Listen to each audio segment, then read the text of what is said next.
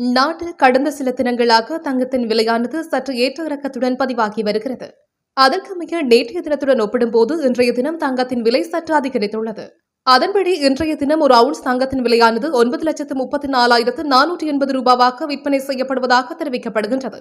இதன் அடிப்படையில் 24 கேரட் தங்கம் ஒரு கிராமின் விலை 32,970 ரூபாவாக பதிவாகியுள்ள அதேவேளை 24 கேரட் தங்க பவுன் ஒன்றின் விலை 2,63,750 ரூபாவாக பதிவாகியுள்ளது.